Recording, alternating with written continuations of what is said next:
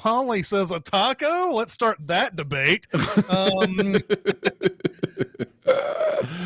Welcome to Recotopia, a happy home for recommended movies, TV shows, music, video games, foodstuffs, and more from two people you can definitely trust. Trustability varies by region, no guarantees implied.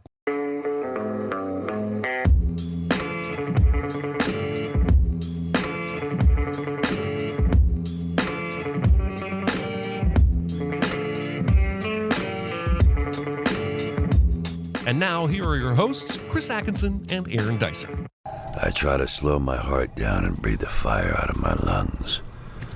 My muscles make me 1,000 promises of pain to come. Let me do it, Marv. She was my sister. Let me finish him. You wasn't supposed to come down here, Wendy. Oh, but I want to. I'm sorry, kid, but I haven't even started with this creep. Hello, everybody. It is episode 120 of Recotopia.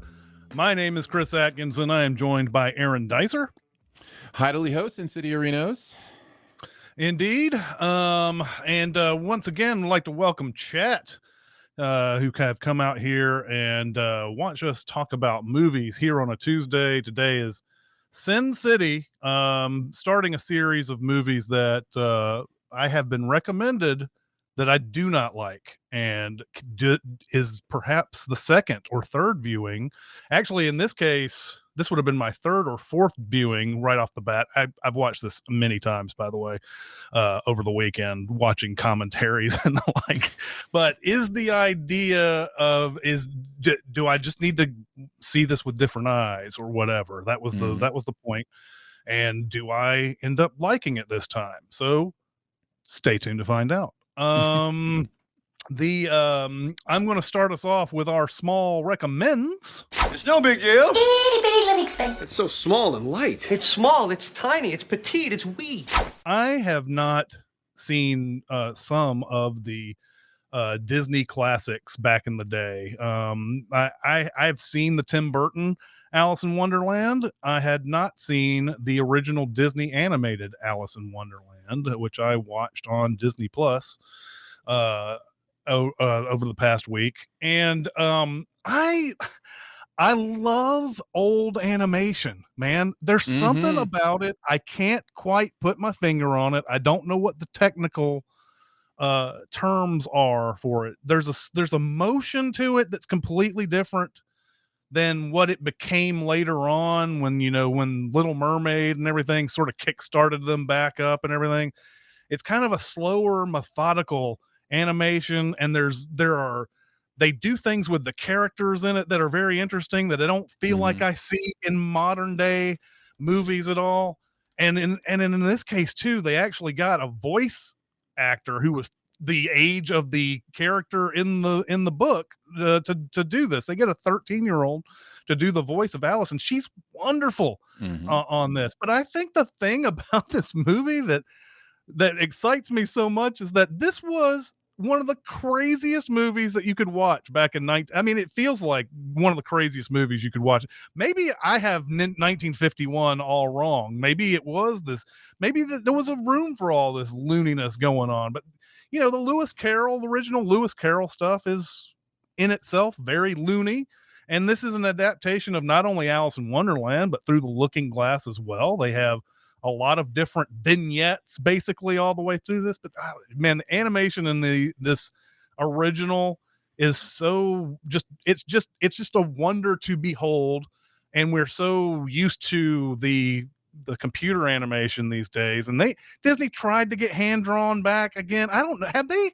I haven't really been keeping up. Have they been doing any hand drawn in a while? Like they had that string where they did some, but now I don't know if they do anymore. Interestingly enough, Pixar has done some hand-drawn shorts that are interesting. But even the hand-drawn stuff these days has computer-generated elements to it. So the last, I'm sure I would need a day to like dig in and study, but the last great hand-drawn animation film I remember is Prince of Egypt, and that was DreamWorks. Because a lot of the Disney hand-drawn stuff, like Princess and the Frog was, I think, their last like real attempt at it, and that movie was good. It's not like that movie was bad, but it wasn't like a classic like, you know, the others were. So yeah, and all the John Lasseter stuff may have put the kibosh on a lot of this.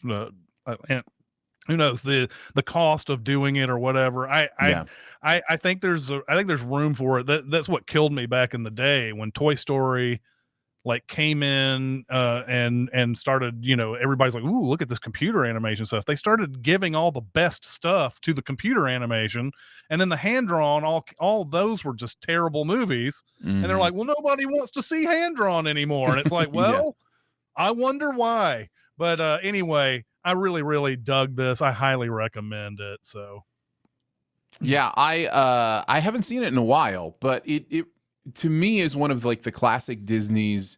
This and Fantasia are the two that I tell people, like, if you think you understand what Disney movies are, watch these movies, because they were experimental at times. You know, Disney was very insistent on really pushing the limits of imagination and, you know, what you could do in this stuff. And the company was aware that some of the best, you know, skills of animation are creating things that you couldn't do in live action, right? Like you can draw it if you can't shoot it. And so they would do a lot of fun stuff like that. Even Dumbo's got some really weird stuff in it, man. It really does. So like, yeah, animation has always been an avenue for experimentation, and Alice in Wonderland's a great example of that. It's a really fun movie. My first recommend is Inside Out 2. This shouldn't be a surprise for people that know my love of Pixar and my love of the original. The original Inside Out is in my top 5 movies of all time. I think what Pete Docter did in envisioning that world is genius. This is a brand new director whose name slips my mind. But he has taken on this world that Pete Docter has built, and I think added some really interesting twists to it. I was saying to someone after we watched this movie that the most impressive things about these movies to me are the language it gives its audience to discuss their own worlds. And you come out of a movie like this, and you will see a group of, you know, pre-adolescent girls chatting, and you'll hear like bits and pieces of, oh, that's so like me when, you know, anxiety was doing this thing. Like, I feel that. Like, I know how, like, and it gives a language to be able, all these things that are internal to us, these movies have given us a way to communicate with each other about what's going on in our head. I've heard parents talk about their children saying, you know, anger is at the console today, you know, kind of thing. Like, and I think that's the miracle of these movies, and one of the reasons I'm so drawn to them and I love them so much. They're also a ton of fun, and Inside Out 2 is also really, really fun. Lots of funny moments, lots of little clever sight gags. Like you may remember, like in the original Inside Out, when the box of opinions and the box of facts get mixed up, and they're like, "Oh, my facts got mixed up with my opinions." And they're like, "Yeah, it seems to happen a lot these days." There's a lot of stuff like that in here. There's a really fun use of imagination land that I didn't see coming. That I thought was really, really cool. Overall, Maya Hawke is incredible as Anxiety. Anxiety comes on to the scene here and does some really interesting work with understanding that the character of Anxiety isn't a villain. The character of Anxiety is this thing in us that wants what's best, but is trying so hard to avoid the bad things, think about possible, you know, futures, think about where it could go wrong, that if it's not balanced in a healthy way, it can be destructive. The movie makes a great shift from the emotional inner life to the sense of self. This does some things with understanding like self-awareness that I thought were really fascinating and interesting. So yeah, I love this movie. It'll take a few more viewings for me to know if how close it gets to the original. I don't think it's as good as the original. But for now, this is just a great, great movie I had a really good time with. So yeah. I want to see this, even though I wasn't super high on the first one. I liked it okay, but I wasn't over the moon about it like a lot. But I was excited about this one for some reason. I don't know. I'm gonna have to give this one a check it out for sure. Yep. So, um, my next one is was a List of Shame movie I had not seen, an old Western from John Ford called Stagecoach, which I think just about every big director has come out to say this is something that influenced them at some point. Spielberg, especially, I believe Spielberg. I can't remember what. It might have been his. It might have been his movie Duel, or it was Jaws. I can't remember which one. I saw in the trivia that said that he watched this movie like basically on loop he watched it like 14 days in a row or something, trying to, to study things from it and things like that. But this is a very simple and very short story, and I really enjoyed the fact that it was so brisk, but it's very simple. You have a stagecoach that is going to carry a whole variety of people with different opinions and different different personalities together. There are 2 women and there are a bunch of men, and there are a bunch of men who have ideas of what it's to be a gentleman and what is the code of the West and all this other stuff. And so it's this stagecoach that has to go through Apache country to get to this one town, and everybody's got their goal in mind to get to this town. One woman's trying to find her husband, and she's got a secret that nobody knows about, but she's trying to find her husband. Another's trying to start a new life. Another person's trying to get to Kansas. There's all sorts of different things going on in here. John Wayne is probably introduced in this movie like one of the most legendary introductions into a movie I've ever seen, with this huge zoom up to his character and a gun in his hand and everything. John Wayne is looking for revenge on the people who wrongfully accused him, and he had to go to jail over it. So the whole movie is really, it's the tensions going on in the stagecoach. The Apache stuff is always in the background for the most part. Obviously that's going to be a thing later on, but it's always something that they're worried about, and they keep going to places that are burned down and so it's right around the corner and everything. And there's should we even be on a stagecoach? Should we even do this is a big question. But I really enjoyed this. This is something that, they did really good work with characters back in the day here. Like, you don't see this very much, I don't think, in movies from this time. And it just seemed like, wow, that's a breath of fresh air in an old classic movie, that there's depth to a lot of these characters and everything. But the action that does end up showing up on screen is very well made. Of course, this is one of those all-time legendary stunt person movies where people are doing stuff that they probably shouldn't be doing, but they do it for the love of the art. And really, really, really highly enjoyed this. I watched this a while back, and I was trying to catch up on some of the old Westerns, and this is many times stated as inventing, the Western craze that Hollywood went through, for several decades there. And I didn't like it as much as you. I found it difficult to connect to some of these characters. However, that final action scene blew my mind. I was just like, whoa.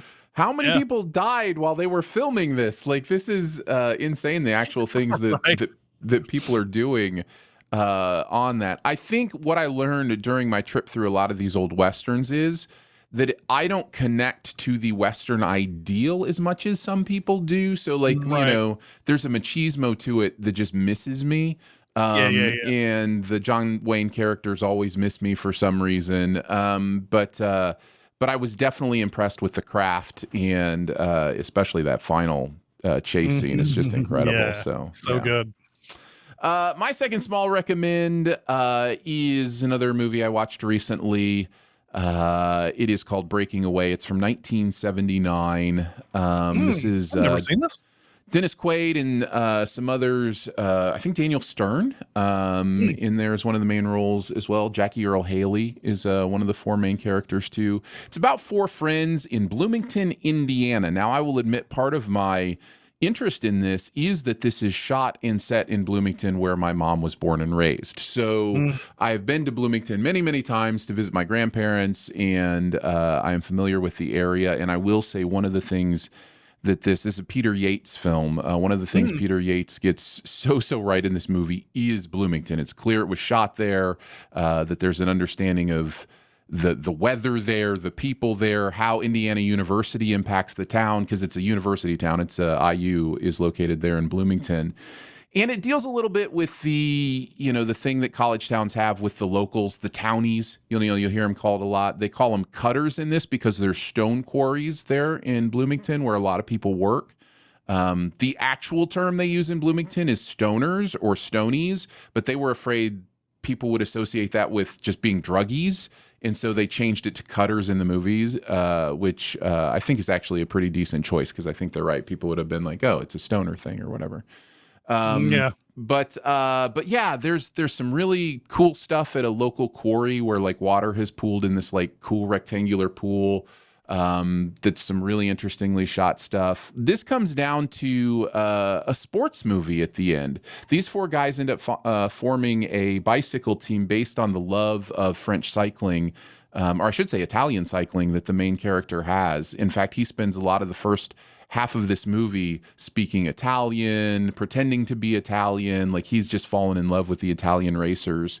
And then he races against them, and they are not so nice, and he ends that love of the Italians very, very fast. But the final race is interesting, fun, and the performances are great. I believe this was nominated for several Oscars, including Best Picture. That year, and if it weren't for Kramer versus Kramer, might have won a few more. So I highly recommend Breaking Away. I think it's a really good film. Yeah, this is something that I've never seen. This is one of these movies that I've heard about for years and years and years, and I've never gotten around to seeing it. So I will have to give it a look one day. All right, on to the big recommend. I'm fine. It's just that you're so big. It's so huge. It's a good rule, but this is bigger than rules. It's bigger on the inside. Is it? I noticed.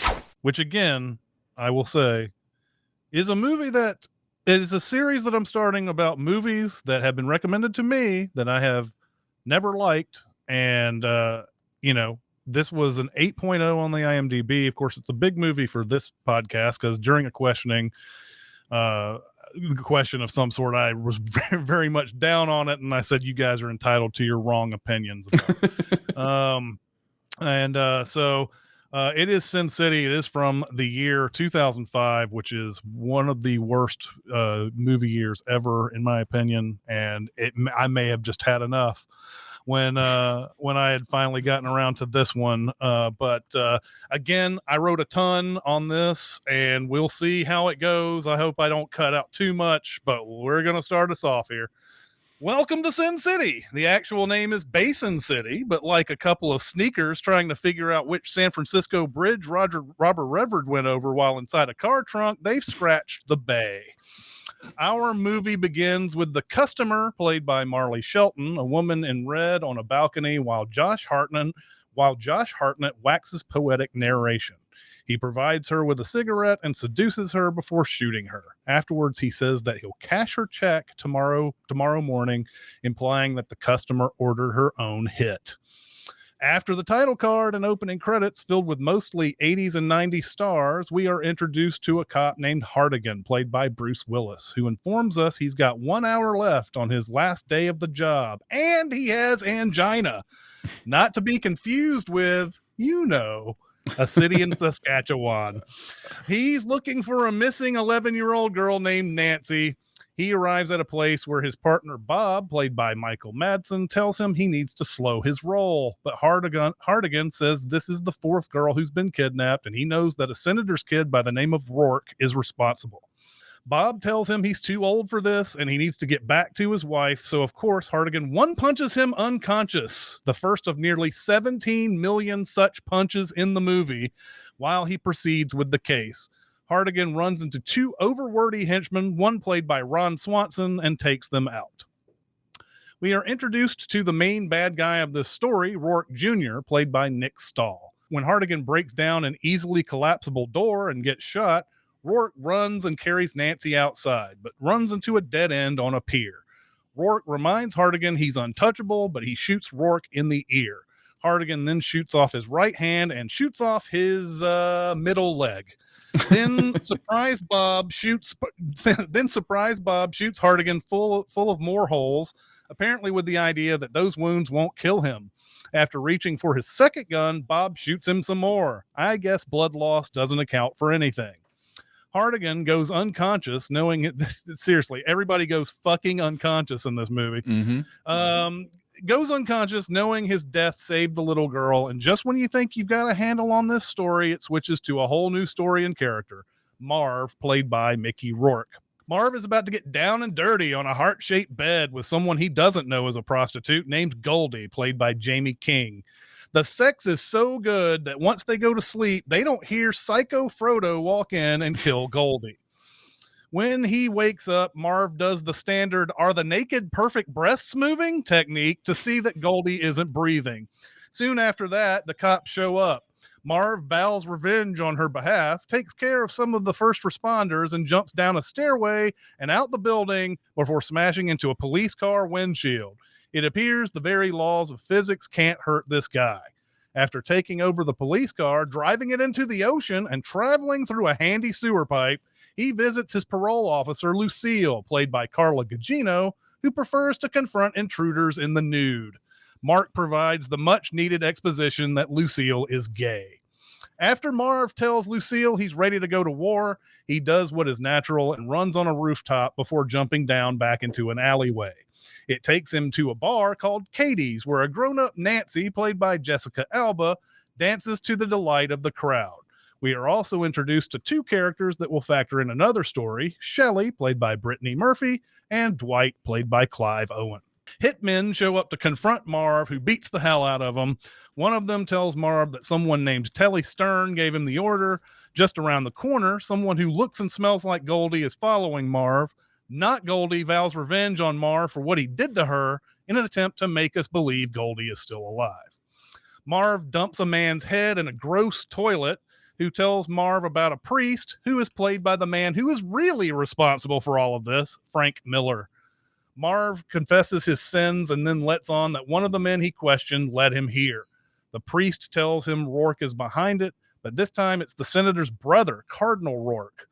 Marv's answers are at the family farm. Just before he goes there, Not Goldie tries to kill Marv with physics by hitting him at top speed in her car, and even tries to shoot him a bit before inexplicably driving off when he's clearly still alive. At the farm, he encounters a vicious dog that he punches unconscious until once again, the guy from Spy Kids 3 Game Over sneaks up on him and ends up hitting him in the head with a sledgehammer, which knocks him unconscious and is basically time travel in this movie. Marv awakens in a bathroom or basement or something to find Lucille in her normal naked state. We see the heads of other prostitutes on the wall, and Lucille tells us that Huck Finn made her watch him eat their bodies. He even gnawed off Lucille's hand and made her watch that too. While Marv looks for a way out, someone drives up to the farm and takes Frodo away. We finally know his name is Kevin. This gives Marv the chance to break out of their prison. A team of cops come to kill Marv, and Lucille hits him over the head with yet another knocking someone unconscious hit. The cops immediately dispose of Lucille like she's a completely unimportant character. Marv gets to work and destroys the cops. The cops give him the name of Cardinal Patrick Henry Rourke, played by Rutger Hauer. Apparently, he's the man of real power here. He made his brother a senator. Marv has a crisis near the Cardinal statue, thinking maybe he's hallucinated all of this. And this is something that I thought was a little half-baked. They talk about him hallucinating and he needs medicine and all of that, but I don't think it really factors too much into what happens that we see. So he needs to make sure what's happening is real. So he goes to Old Town, a part of Sin City that the women there run due to some arrangement with the police. And all the women there, I guess, are prostitutes. I don't want to make assumptions on everybody, but I believe they are. After asking some questions, Not Goldie shoots Marv in the shoulder, and the next thing we know, he's tied up, taking a beating, while Gail, Rosario Dawson, and Becky, Alexis Bledel, watch. We find out Not Goldie is Wendy, Goldie's twin sister. Wendy thinks that Marv is the guy who abducted the other prostitutes, but Marv tells the truth, which they believe. After Wendy decides not to kill Marv, he shows that he could have gotten up and killed Wendy the whole time because Rosario Dawson doesn't know how to tie a Langford double. Wendy drives Marv out to the farm while he fills her in on the plot. She tells Marv that Goldie worked the clergy, which is a puzzle piece Marv can't understand right now. He goes and buys some supplies to kill Kevin, which we get to see through a Wes Anderson style set of visuals. Despite all this planning, Kevin is really good at dodging all the traps for a while before Marv slaps some handcuffs on him. Wendy wants to help, but Marv punches her unconscious, of course, because he doesn't want her to see the grisly shit he's about to do to Kevin. He cuts off all of his limbs and feeds the rest of him, except his head, to the dog from earlier that he knocked unconscious. In perhaps the most famous scene from the movie, Kevin never once screams and apparently even enjoys it, with a creepy smile on his face the whole time. Marv takes Wendy to Nancy's place because apparently he's friends with her. Then he drives off to confront the Cardinal at his compound. He shows up to Cardinal Rourke's bedroom with Kevin's head in his hand and places it on an open Bible. We find out that Kevin ate prostitutes because they filled him with white light. He didn't just eat their bodies, he ate their souls, and the Cardinal joined in.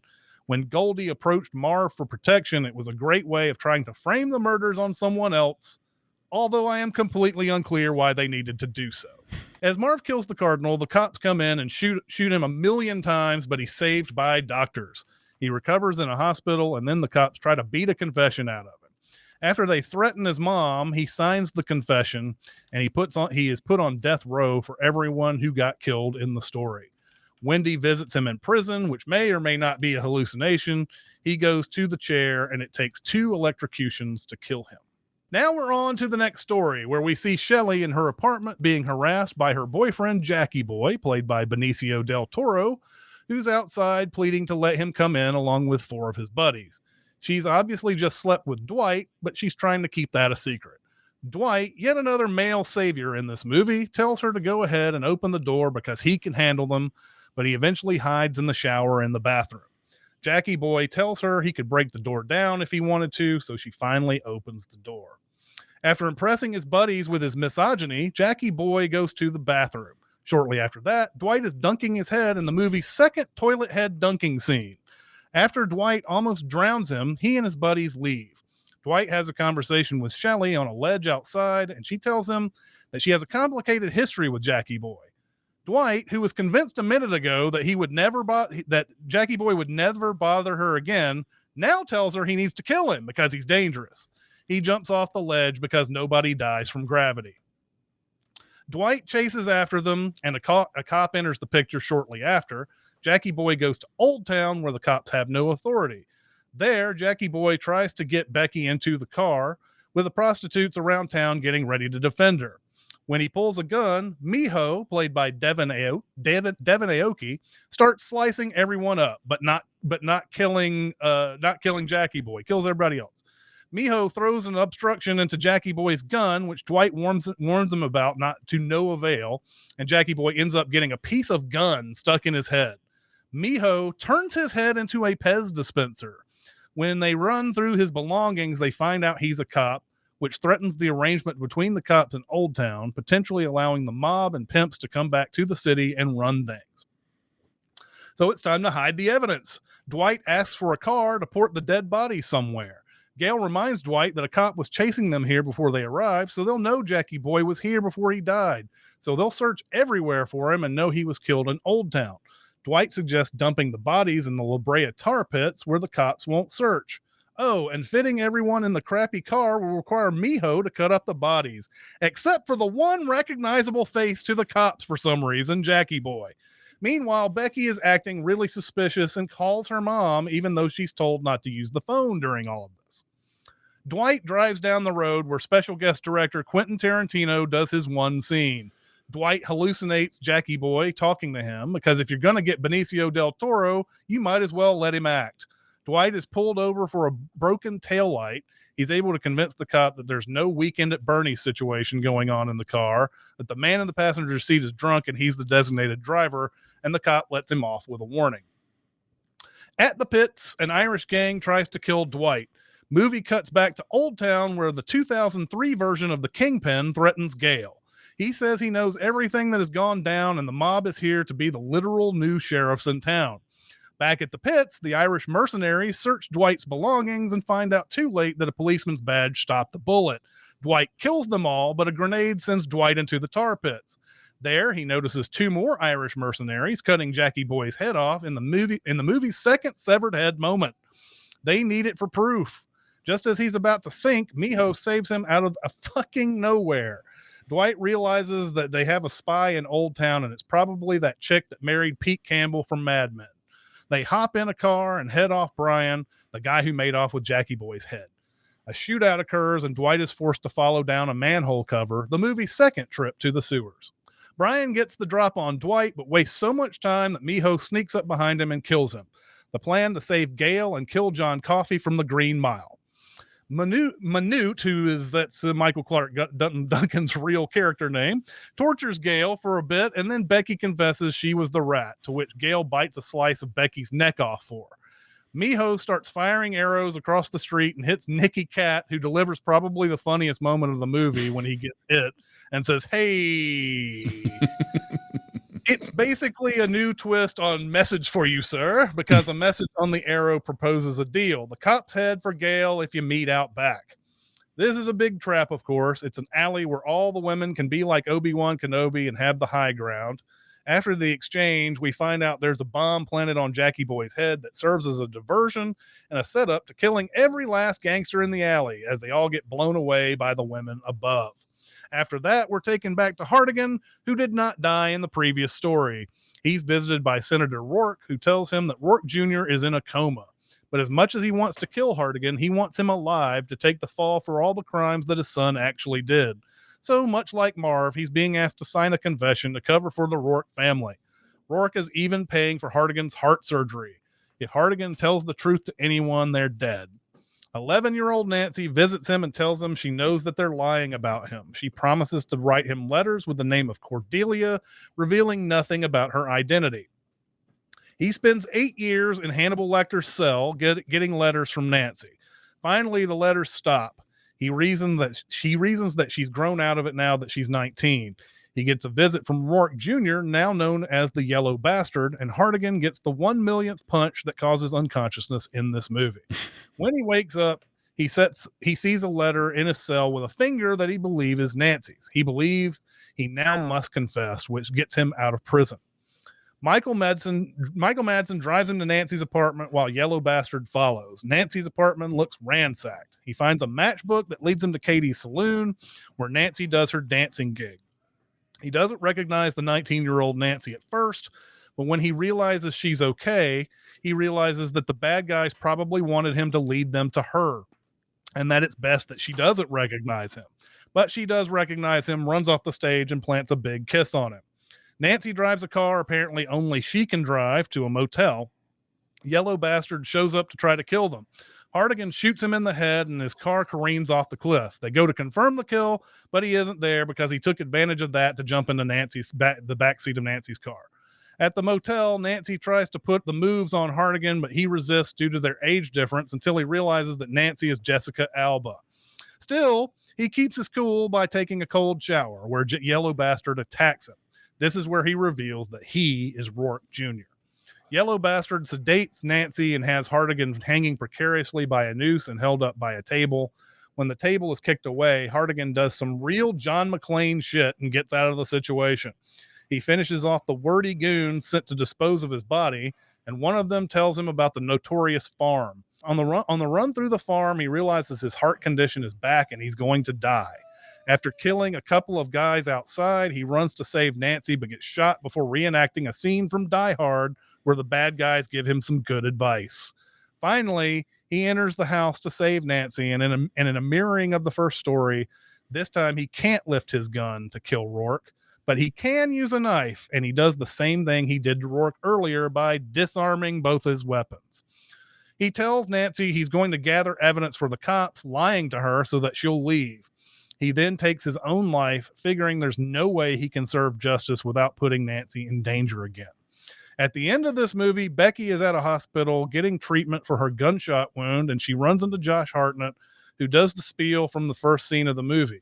He's obviously there to do what he did to the customer, and what I guess is also Becky contracting her own murder. Aaron, what did you think of Sin City?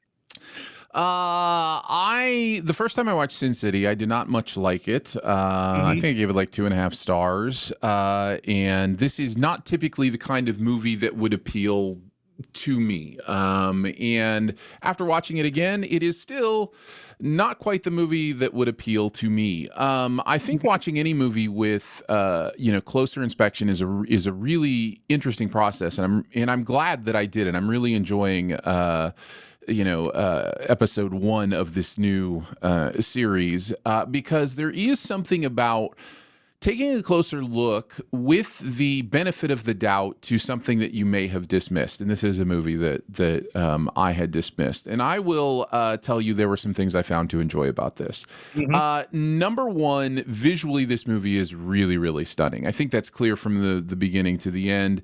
There's this moment, very early on where the character's eyes are mentioned and they flash green, and just those kind of little touches, I think, are little visual touches are fun throughout the movie, although that one's a little undercut because everybody's eyes flash colors at one point, and I was trying to figure out if that was some sort of meaning there or metaphor there, but I couldn't place my finger on it if there were. The way it's designed, like the graphic novel with the black and white silhouettes and all of those kind of things, I found really interesting. The lengths they went to translate the blood as like this white fluorescent kind of liquid is really, really visually interesting. I love that stuff. I think the prosthetics in this movie are amazing. Yeah. I think they did something to Benicio del Toro, and I can't figure it out, but it's prosthetics. It's a nose and a chin prosthetic. Okay. And it's still Benicio, but it's like, but no, that's not Benicio. And it's just so subtle and so interesting. I really love what they did with all these characters with the prosthetics. Some of the noir dialogue is good, not all of it, but there are some moments where I really found myself enjoying the turn of the phrase.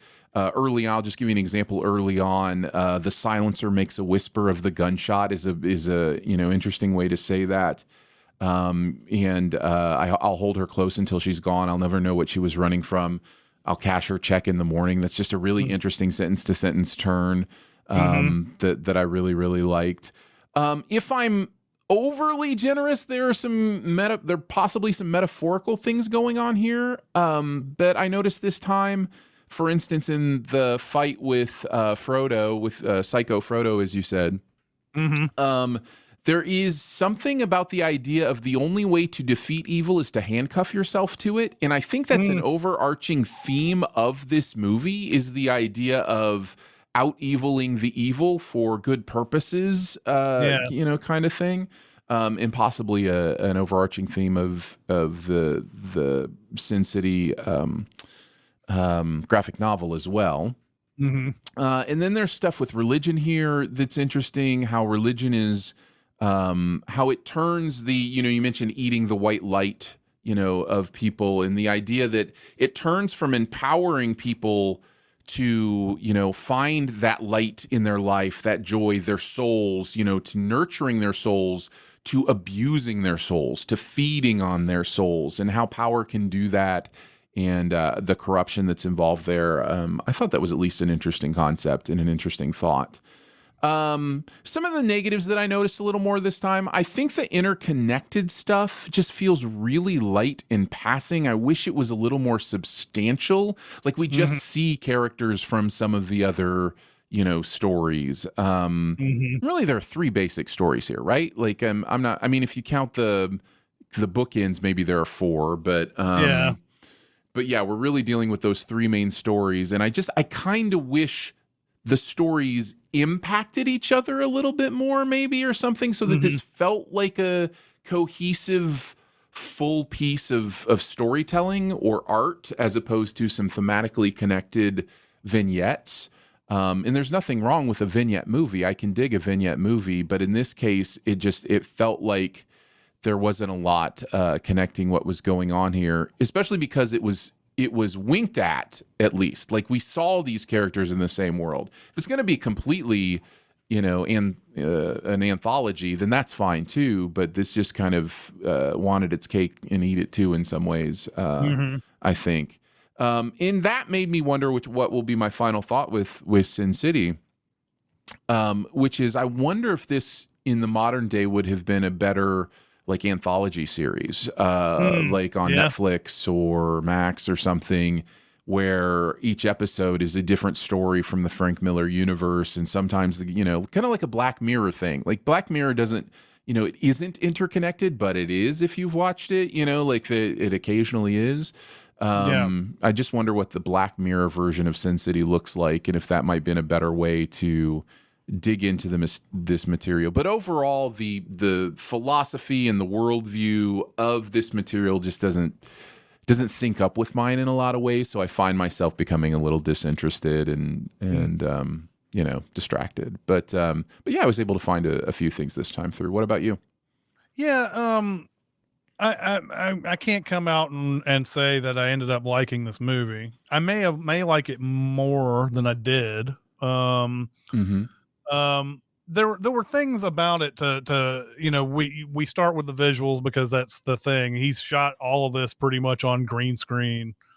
And it looks great, how they ended up doing it. It doesn't look like a movie it occasionally can look like a green screen movie, but what I was hooked on really more on this time was the performances that stood out. Obviously, Mickey Rourke. This was during a time where he was having a resurgence.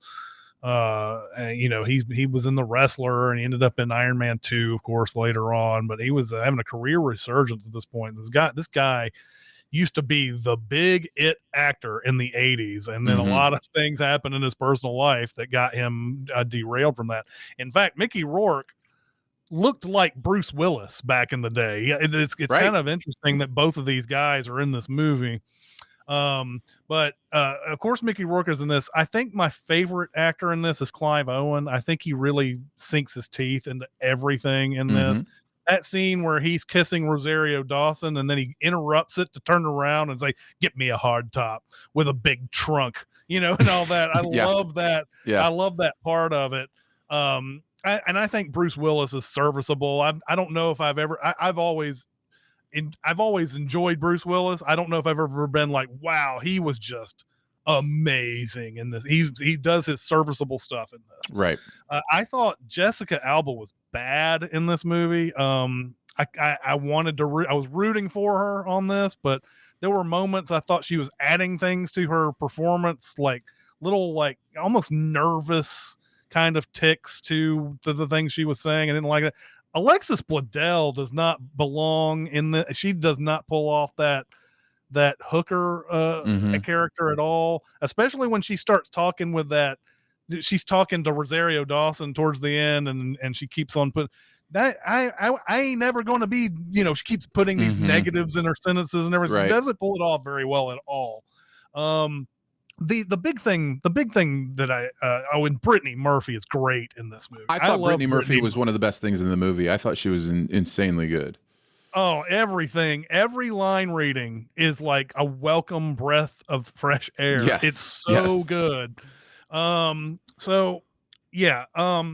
The thing that I kept coming back to now, I gave this movie a lot of watches over the weekend because I watched it like I normally do.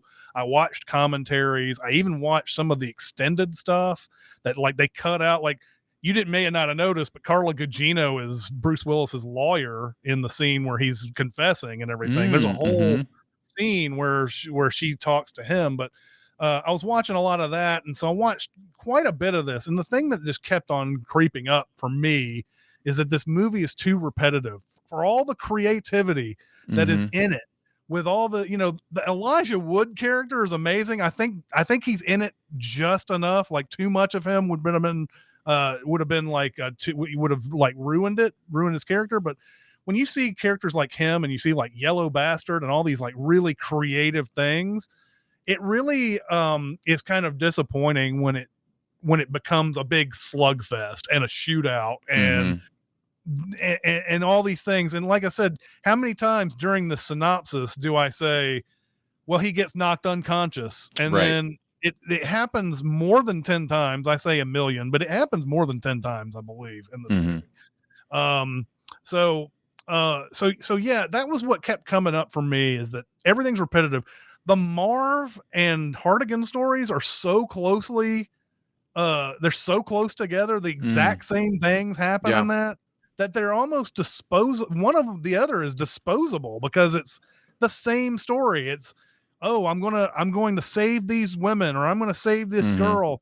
But as you kind of alluded to, one of the things that I do like about this movie is the sort of the theme of almost kind of like no good deed goes unpunished kind of stuff, type of things, where they go off and they feel like they can do this and keep their hands clean, but they know they're not. The whole point of this is basically self-sacrifice in the end. It's always what they end up doing in these things. But it's so that was what was disappointing, the repetitiveness of not only those two stories, which are back to back essentially, but just all the action in it is in there. I could have done a lot more with Old Town in this, really, honestly, and just had some more stories that centered around that rather than two men trying to save every woman they run across. Even the in the Marv story, he goes to Nancy's house and the reason why they're friends is because he took out a frat boy that was that smacked her around one time or whatever. So it's like the whole movie is this. It's men saving women from their thing. And even the Old Town stuff where the women are they're supposed to have the power. They seem to, aside from Miho, it feels like everybody else is kind of waiting for Clive Owen to do something in this, to me.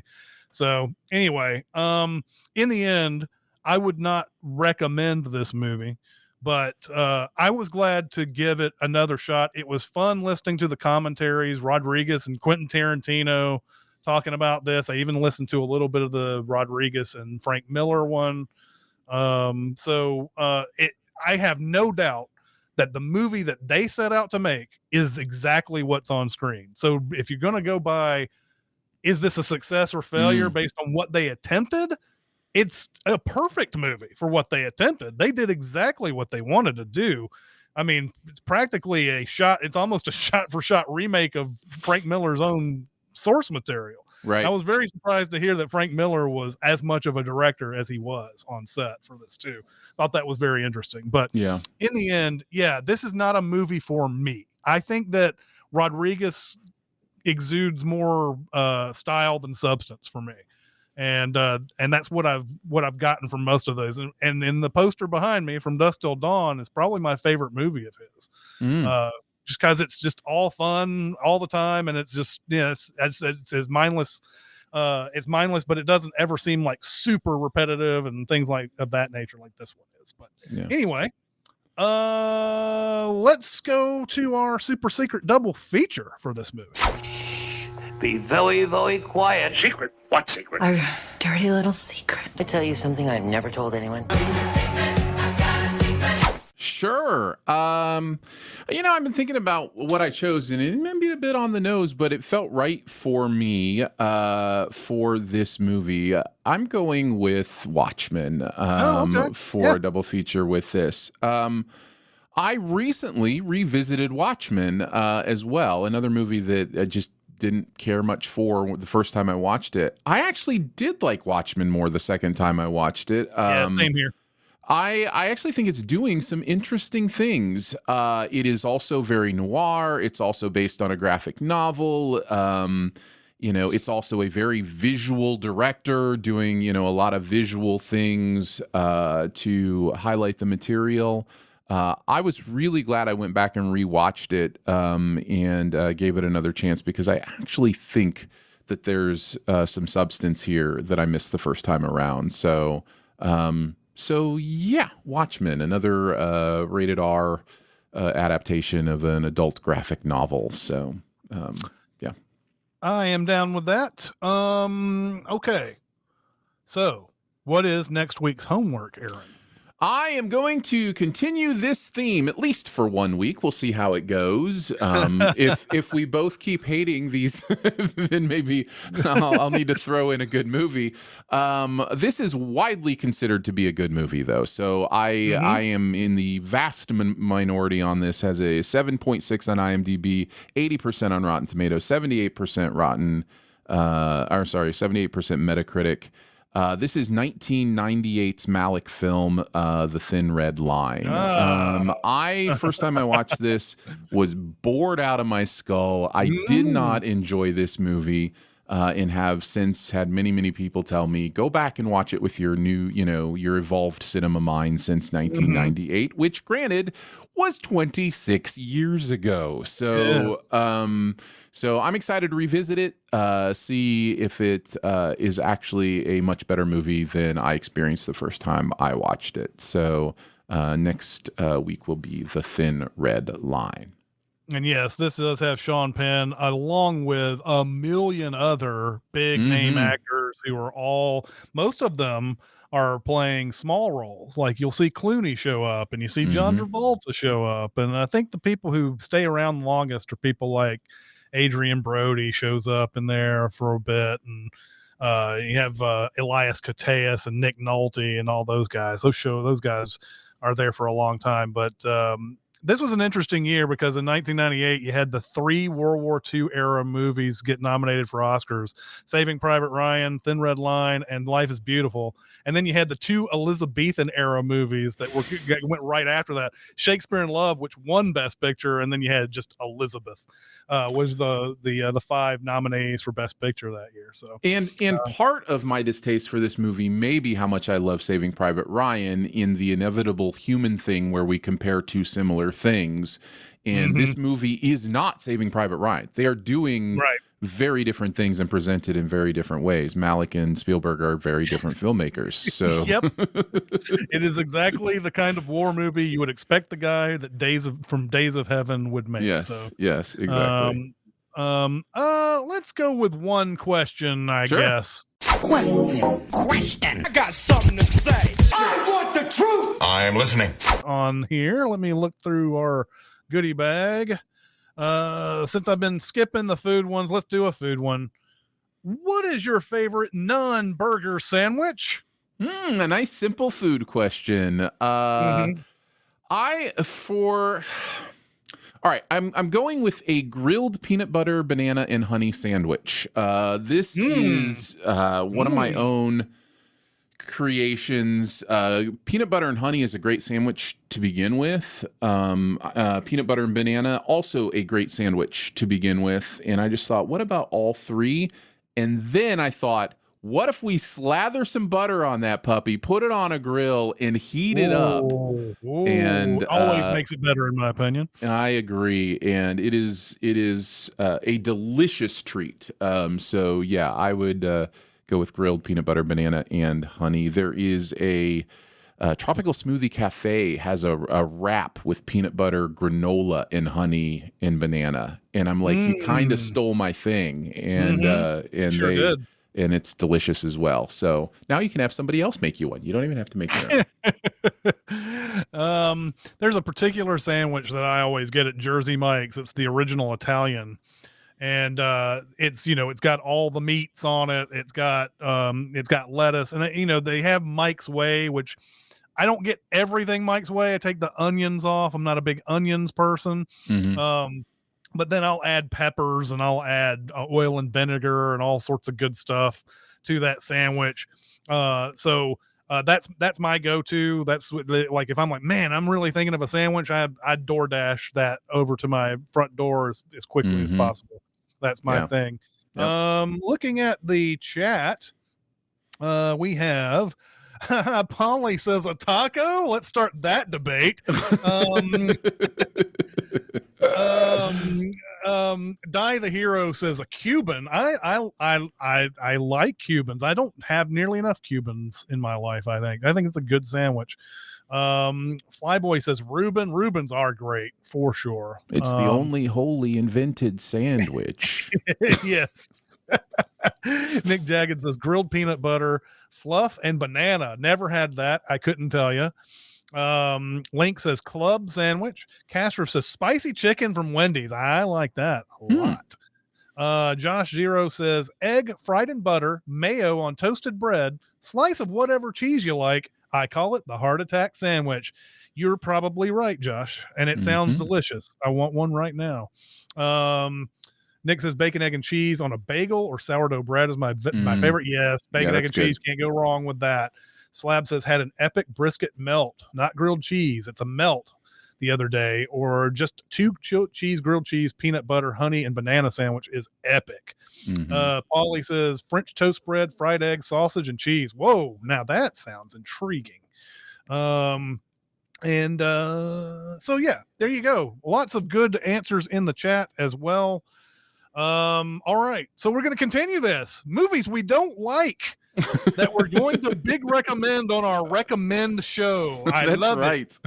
I love it. Next week will be The Thin Red Line from 1998. Thank you again, chat, for coming out and watching us talk about movies. But that's going to do it for today. We'll see you. See you guys. Bye.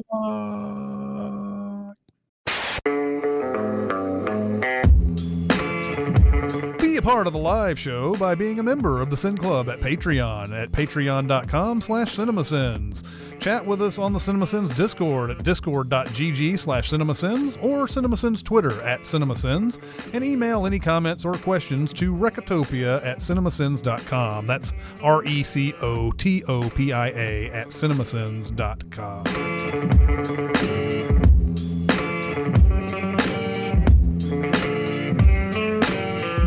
I think we're at a point now where, I think you'll be able to cut out my worst and keep my best. So yeah, and yeah, fight for it to come back is simply you just going, I want that back, and me and going, okay.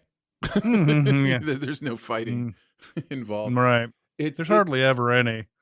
But I mean, I guess there's times where people want to fight for something that you're like, but I know that this is not a thing, right? Or I know that this is, like the whole thing becomes, now do I go through the whole evidentiary process as to why this is not a sin? Right. Yeah. Yeah. So it does, but it is kind of a thing. If somebody really wants something and the other person's like, well, I cut that for a reason. It's an interesting process. I think I can only speak for myself personally. I know when I started off, I was much more aware of what of my stuff was getting cut, which I think serves a good purpose too. It's an educational purpose, right? Of like, okay, here's kind of what the experts think, doesn't work, that kind of stuff. But I was much more likely to go back through and go, hey, what about these three? And part of that was I kind of like these. And another part of that was help me understand what I missed here so I don't do it again, right? So like there's this like, learning process you're going through. And then as time goes on, like if somebody wants to cut one of my sins, I'm just like, yeah, just leave it on the floor. It's okay. Like there's plenty here that'll, unless I feel like it's, unless I feel like something was missed, like maybe they missed this clever thing that I was doing, then I might bring it back up. But, other than that. Yeah, there's very rarely something that you're like, this video cannot live without this thing. I've been overall very, very impressed with, we have a pretty small team, but just the ability, like creative collaboration is difficult, like because everybody has a different opinion on like what works, what doesn't, what's funny, what's interesting. Like, we all are different people with different perspectives, which is part of what makes it work. But like, you hear of creative partnerships, especially just like breaking apart after so many years because it's just so hard to continue to do that. And I've been really impressed with everybody's ability just to be like, we're here for a common goal. We're trying to put something fun together and, no hard feelings. Nobody seems to take it personally, which is really, really nice. And it shouldn't be taken that way. It's, I think those creative processes were processes where people are, uh, the band breaks up or whatever. It's Right. to me, it's always someone in that group has more power than the other, and everything that they come up with is the way it should be, and Mm, everything that you do, we're going to marginalize it in some right. way, and then you have to then those people who are getting marginalized have to think, well, is this something that I can live with or not? And that's Hmm. where it comes down to. I'm sure there are plenty of bands where it's like, yep, that guy's the leader, and I'm just going to go with whatever they say Hmm. and whatever. But some of them are like, man, I've got some really good ideas. This would have been a really good. You think I always any form of entertainment, where it's movies, music, anything, you hear the stories of how they're made, and you just go, this was a miracle this got made, Yeah. because it took these set of circumstances for people to realize that this was good in the first place, Hmm.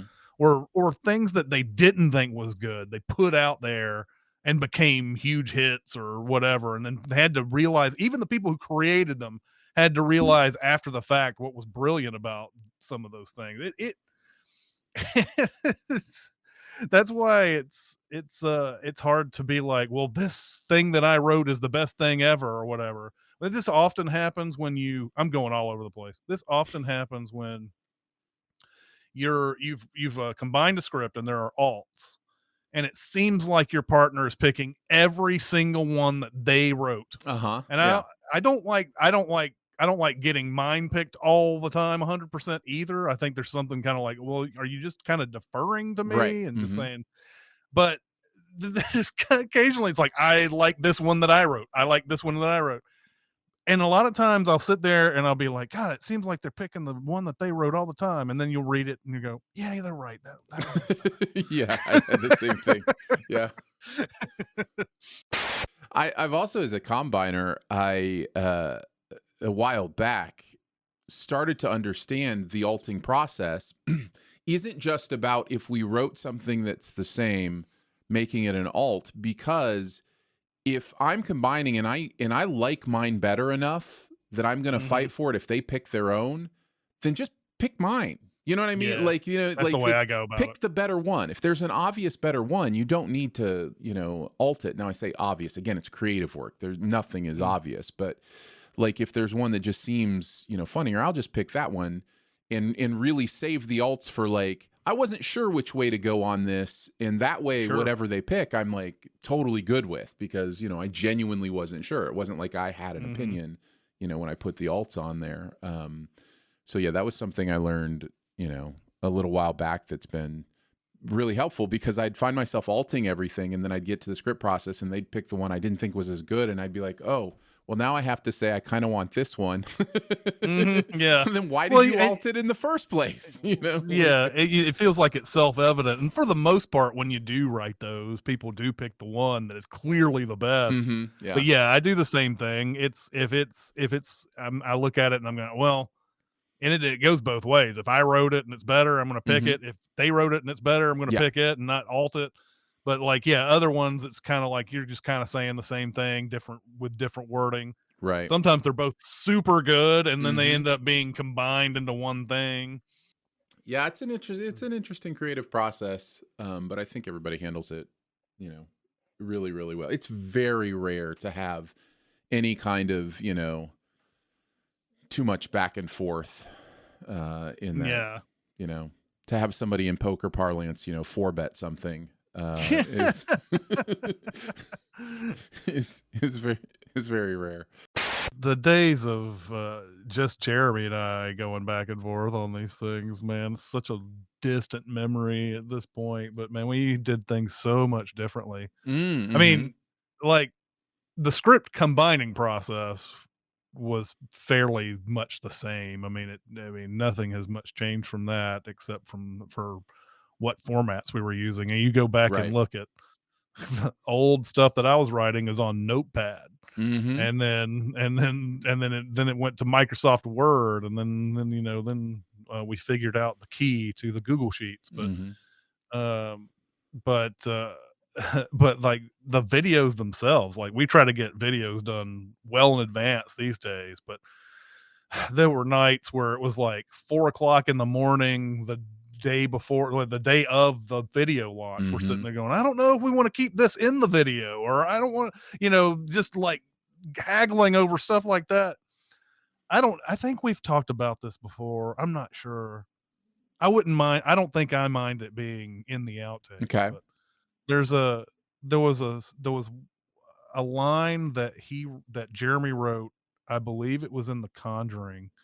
There's a part where Patrick Wilson says, "This was the best Latin I've ever heard," or something like that, talking about somebody that the whatever the couple is in that movie. Can't remember their name right now.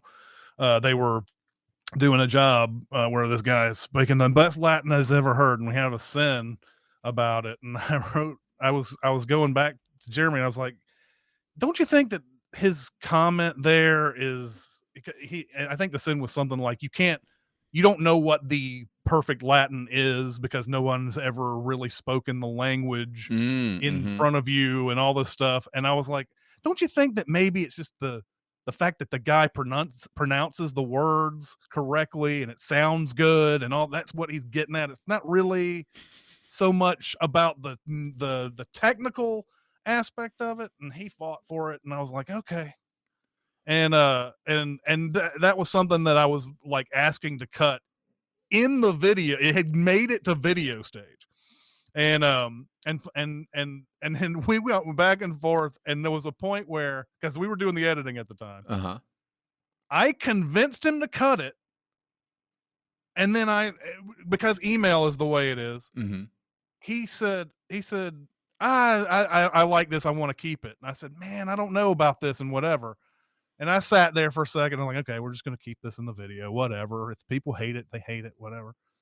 And then I came back and I said, yeah, you know what? Just go ahead and keep it. And he's like, oh, I've already cut it.